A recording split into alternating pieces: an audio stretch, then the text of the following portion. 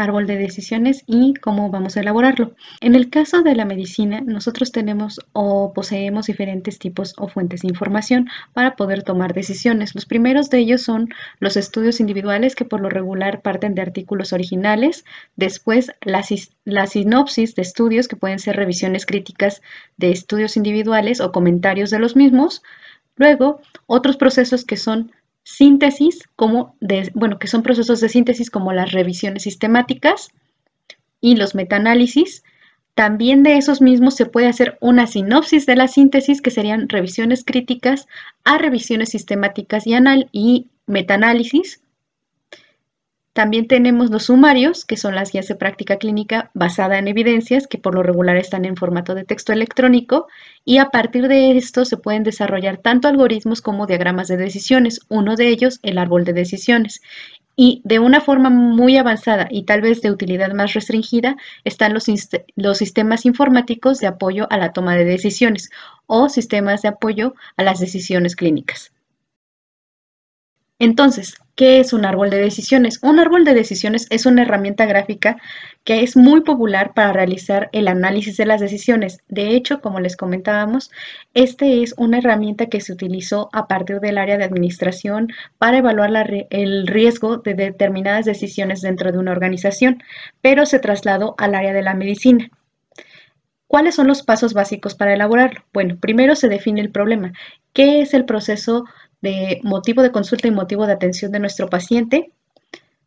También identificamos las alternativas de acción, es decir, las diferentes opciones de tratamiento, las opciones de procesos diagnósticos o, por ejemplo, algunas medidas de prevención o tipos de rehabilitación. Después, se tienen que esquematizar los posibles desenlaces. Por lo regular en medicina, los desenlaces pueden ser la muerte, la curación, y en el interfase pueden haber el desarrollo de complicaciones o la existencia de secuelas.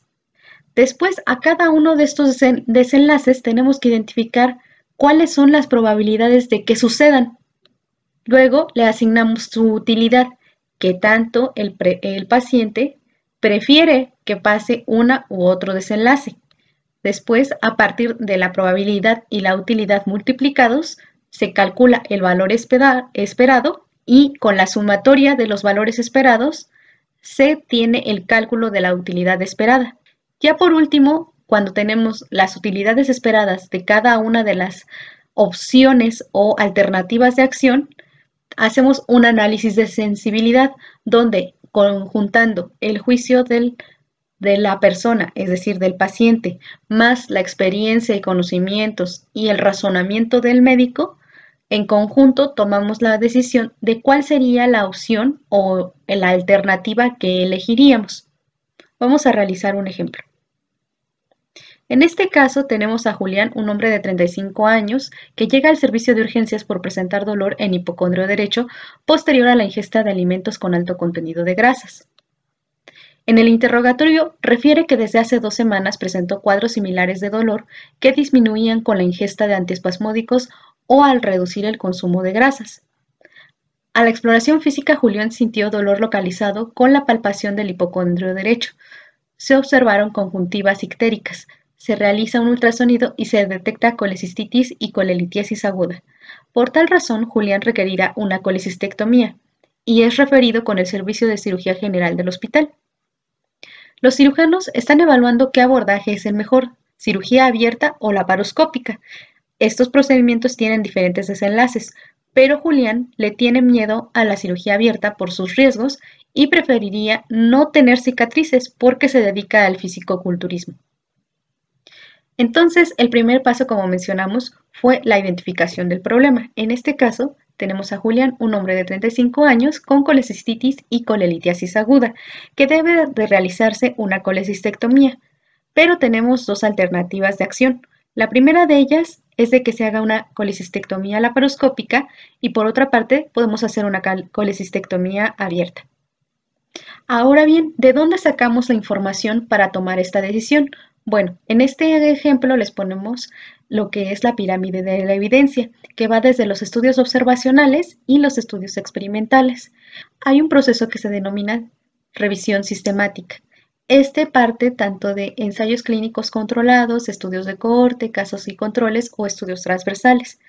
Por lo regular, lo que se hace es una agrupación de sus resultados y se evalúa cuál es la información que obtuvieron. Eso en el aspecto cualitativo.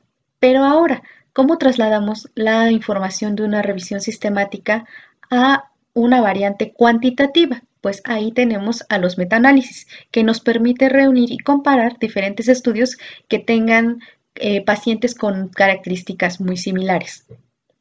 En el ejemplo que acabamos de mencionar de la colecistitis, nosotros decidimos trabajar con la información que nos proporciona esta revisión sistemática. Ya que teníamos nuestras alternativas de acción, ahora hay que identificar los desenlaces. Para cada una de las ramas vamos a poner en estos 4. El primero de ellos va a ser que de cualquiera de las 2 cirugías no tenga complicaciones nuestro paciente. La segunda, que haya complicaciones intraoperatorias. La tercera, las complicaciones posoperatorias. Y por último, la muerte. Ahora vamos a obtener la información a partir de la revisión sistemática.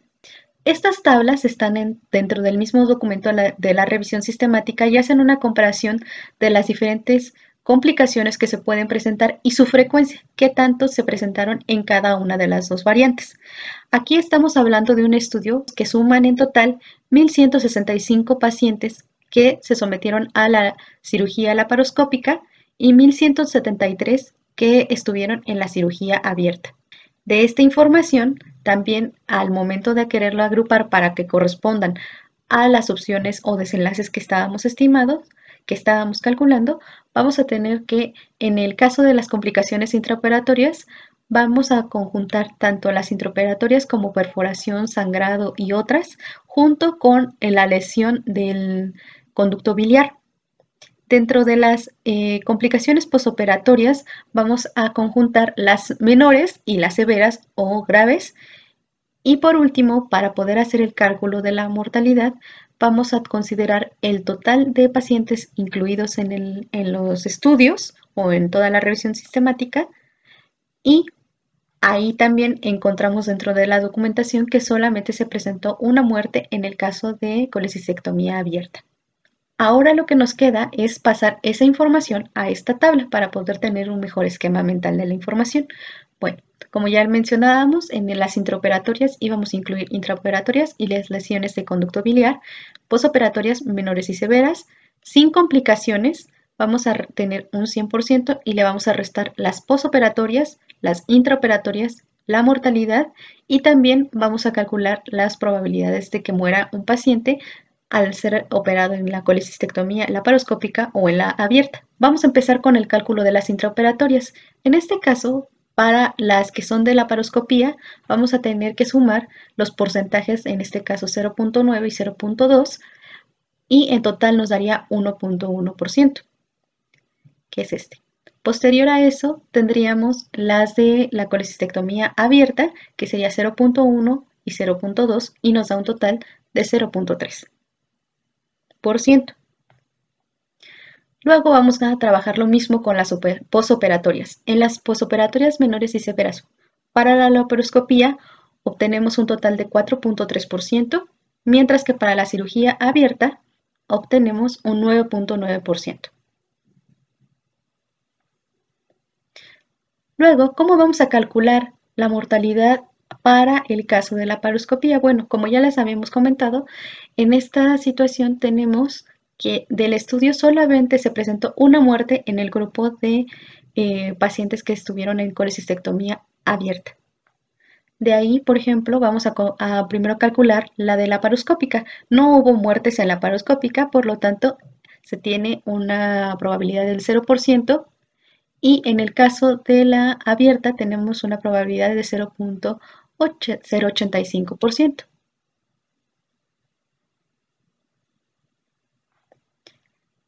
Ahora, ¿cómo calculamos el grupo de sin complicaciones, la probabilidad de que no tenga complicaciones? Bueno, en el caso de la laparoscópica, restamos todas las anteriores y nos queda un 94.6%, mientras que para la abierta nos queda 89.715%. Esto lo ubicamos en nuestra tabla, pero ahora ya en los grupos de posibles desenlaces.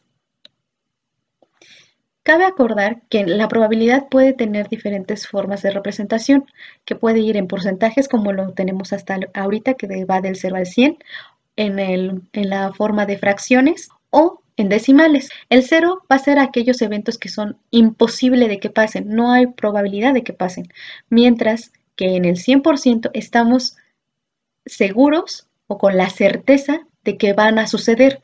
Entonces, ahora tendríamos que transformar estos porcentajes, tendríamos que dividirlo entre 100 para poder sacar las probabilidades.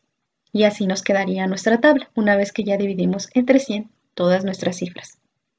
Idealmente, nosotros tenemos que para cada grupo, ya sea de laparoscopía o de abierta, tendríamos que hacer la sumatoria de todos estos elementos. Entonces, si sumamos toda la columna de laparoscopía, nos da el total de 1 y si hacemos lo mismo con el abierto, nos da total igual de 1. Así es como verificamos que la probabilidad de que sucedan los eventos es equitativa para cada una de las ramas o alternativas de acción. Bueno, ahora colocamos estas cifras a cada uno de los desenlaces que teníamos previamente establecidos. Y ahora vamos a trabajar la utilidad que incluye la preferencia o satisfacción del paciente respecto a cada uno de estos desenlaces. Esto se va a utilizar igual una escala del 0 al 1, que se pueden utilizar también decimales. Digamos que esto va a ser como si nosotros le preguntáramos a nuestro paciente qué tan satisfecho o qué tanto prefiere cada una de estas opciones. Entonces, en la utilidad de 0 va a ser por lo regular se considera a la muerte y en la utilidad de 1 se considera a la curación sin complicaciones. Entonces, lo que nosotros tendríamos que hacer es preguntarle directamente qué tanto prefiere este o este desenlace a nuestro.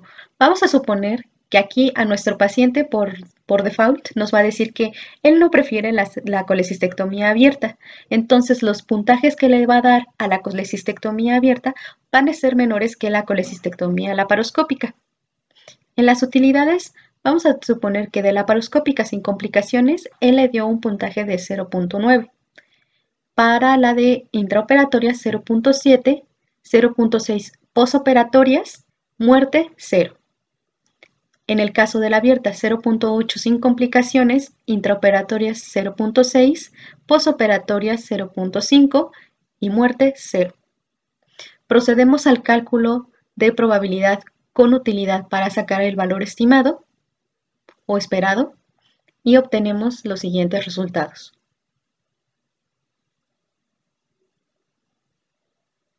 Ahora, para conjuntar las utilidades esperadas, tendríamos que hacer la sumatoria de cada una de las ramas, es decir, sumar todos los valores esperados de colecistectomía laparoscópica y posteriormente hacer la sumatoria de los valores esperados para la colecistectomía abierta.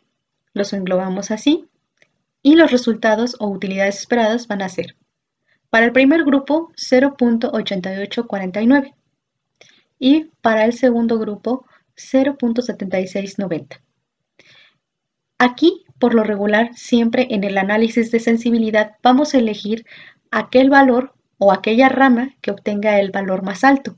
En este caso sería la colecistectomía laparoscópica, pero ojo, aun cuando nosotros obtengamos que este es el valor más alto, también tenemos que juzgar nuestra habilidad para realizar los procedimientos, nuestro conocimiento sobre los mismos.